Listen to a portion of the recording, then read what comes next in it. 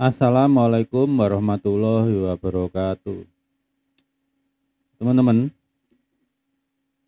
berhubung perwakilan Mbak Alawi sampai hari ini perlawanannya cuma bentuk narasi, dongengan aja. Seperti saya bilang, kemampuan matematika mereka itu setara kera.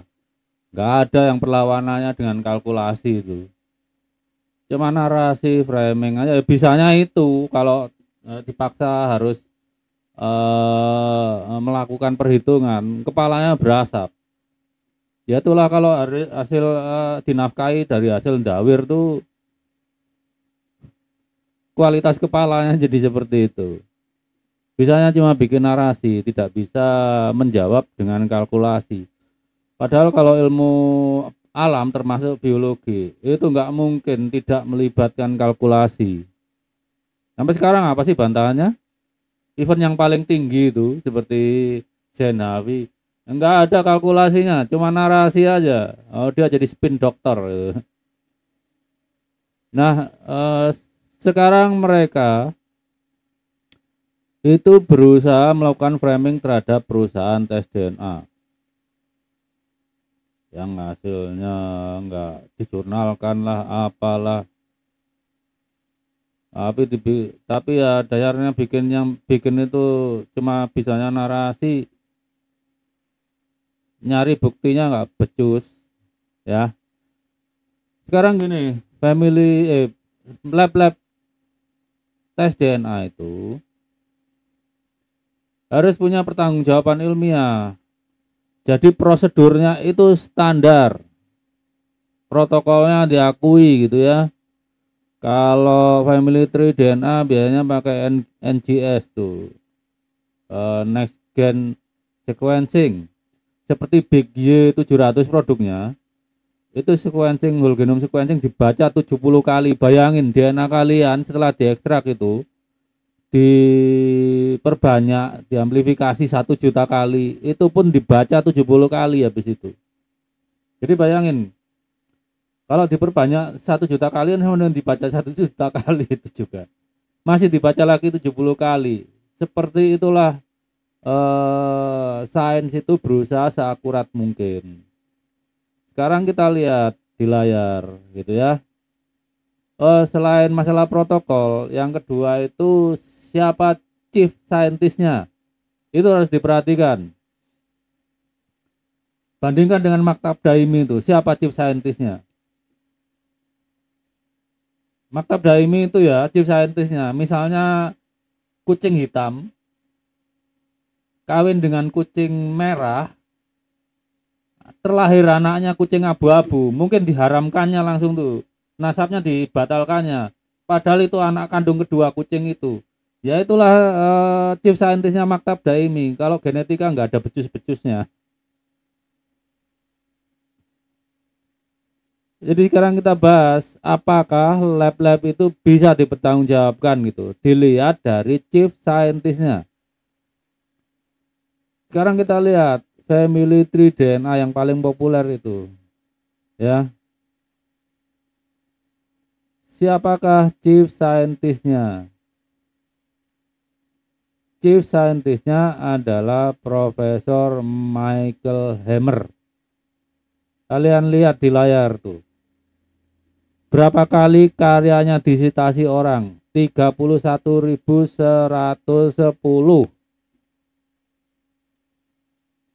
Kemudian berapa kali hasil pemeriksaan lab DNA di family tree itu dijadikan karya ilmiah?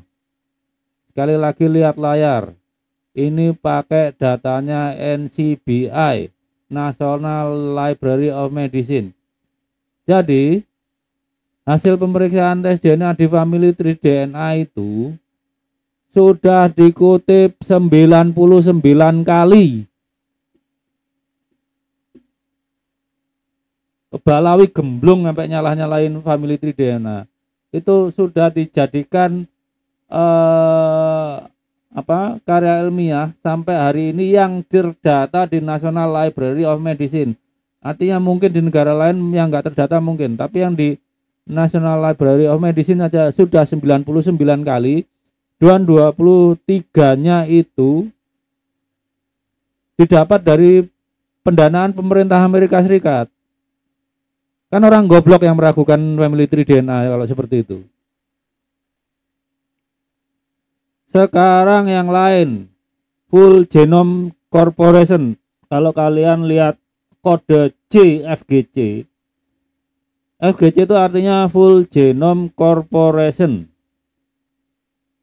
Full Genome Corporation itu chief scientist-nya adalah Dr. Ian Burbulis gitu ya.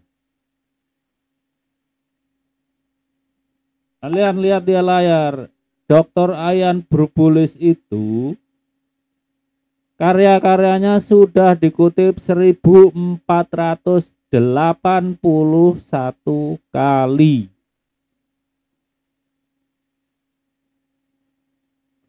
Kemudian kita lihat yang lain, WiSec. WiSec itu biasanya untuk verifikasi karena paket snip pack-nya itu paling lengkap. Jadi kita bisa tes, misalnya Haplogroup grup O ya.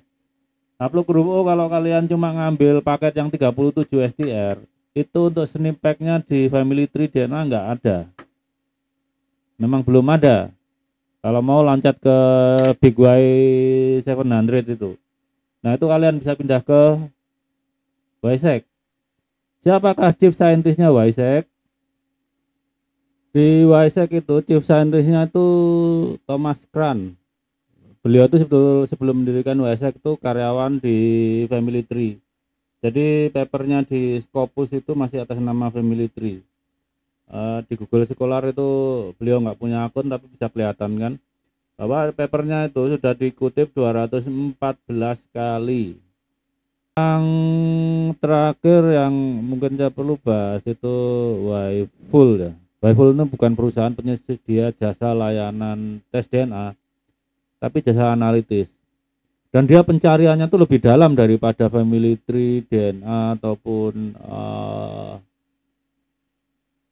Full Genome Corporation atau WiSec gitu ya. Seperti kemarin saya dalam kasus Ahmad Jasuli itu pencarian haplogroup terminal dia kan lebih dalam daripada yang saya lakukan ya, lebih dalam daripada family tree DNA, dan itu pas banget dengan di Wyfull. Jadi Wyfull itu dipimpin oleh Vadim Murasin. Kalian lihat sendirilah, itu karya-karyanya udah dikutip 57 kali. Jadi perusahaan-perusahaan tes DNA, perusahaan analisa ini dipimpin orang-orang yang bisa dipertanggungjawabkan kapasitas ilmunya. Bandingkan dengan Maktab Daimi Robito Halawiyah itu, dipimpin badut-badut itu. Orang-orang yang ilmunya cuma sampai abad ke 15 Masehi, tapi ya dijadikan rujukan kaum Nun di abad 21. Sekarang mereka memframing seperti family tree DNA atau WiSec. Ya sebetulnya karena dengan jasa layanan perusahaan-perusahaan yang jujur ini, bahwa mereka itu nasabnya nasab busuk kan, mereka balas memframing. Lawang nyatanya menurut data NCBI dari Amerika itu udah 99 paper yang menggunakan data dari tes DNA di family tree DNA, belum yang lain-lain seperti Full Genome Corporation atau Wyfull. Jadi yang kelihatan di sini bahwa Balawi dan jongos-jongosnya ini mengajak kita bodoh. Ketika mereka gagal mempertahankan nasabnya dengan cara ilmiah, mereka melakukan framing lab-lab tes DNA yang di dunia akademik itu biasa aja dikutip, biasa juga untuk dijadikan rujukan karya ilmiah. Mereka framing nggak bisa dipertanggungjawabkan. Loh itu loh, tadi saya sudah screenshot buktinya, seperti family tree DNA itu sudah 99 paper yang menggunakan data yang dihasilkan dari kegiatan laboratoriumnya family tree DNA. Bahkan chief scientistnya Profesor Michael Hammer tuh kan dahsyat banget. Karyanya dikutip 31.000 kali lebih. Nggak ada profesor Indonesia yang setinggi itu, nggak ada satupun. Walaupun kutipan itu belum tentu bahwa ilmuwan tuh jadi super dahsyat, tapi ya indikator lah. Ada yang satu karyanya tapi jadi luar biasa seperti Edward Jenner tuh yang apa vaksin kan waktu itu vaksin cacar itu tuh karyanya cuma satu tapi dahsyat banget itu. Ya kalau maktab daimi ilmiahnya apa? Oh, nyatetin nasab doang. Itu pun kalah hebat sama nakibnya Cat Fancy Association atau Federation of International Violence itu. Nakib kucing tuh ngerti genetik semuanya loh. Masa nakibnya Robito Alawiyah nggak ngerti genetik? Ya, manusia macam apa ya manusia mumi kayak dikasih nyawa mereka itu. Ya udah gitu aja. Jadi kita melihat tuh betapa brengseknya klan ini gagal mempertahankan nasabnya secara ilmiah dengan standar ilmu pengetahuan yang terbaru. Paling kan mereka bikin tuh paper bahwa Balawi itu keturunan Nabi. Tes DNA semua banding-bandingkan dengan yang aku Said dari Bani Zaidi, Bani Amili, Bani Toba-Toba. Kemudian dibandingkan dengan Bani Kohanim. Nanti kan ketahuan tuh jarak genetiknya. Kalau jarak genetiknya menghasilkan kakek bersama 1400 tahun dengan Bani Zaidi, ya berarti sah sebagai Bani Alawi gitu, dua-duanya benar gitu kan. Tapi kalau salah satu, tapi kalau misalnya sampai 40.000 tahun yang lalu ya salah satu atau dua-duanya salah, harus cari pembanding lagi. Kemudian kalau dibandingkan dengan Bani Kohanim, jatuhnya misalnya 5.400 tahun yang lalu, berarti mendekati era waktunya Nabi Ibrahim ya. Nah, itu benar dua-duanya. Tapi kalau sampai 40.000 tahun yang lalu ya salah satu atau dua-duanya salah. Itu caranya mencari kakek bersama tanpa perlu gali kubur. Nah, kalau Muhyiddin mikirnya untuk tahu suhu inti panas matahari harus terbang ke matahari, ya biarkan mereka aja ke sana. Itu gunanya kita belajar matematika dan ilmu alam tuh kan gitu. Kalau ada halangan, misalnya nggak mungkin gali kubur, atau nggak mungkin datangi inti matahari, atau nggak mungkin datangi pinggiran alam raya yang 60 miliar tahun cahaya, itu gimana caranya? Pakai matematika. Ya udah itu dari saya. Itu aja. Kan kita akhir-akhir ini jadi lihat betapa brengseknya mereka. Kira-kira nasabnya acak adut gitu yang disalahkan malah ilmu.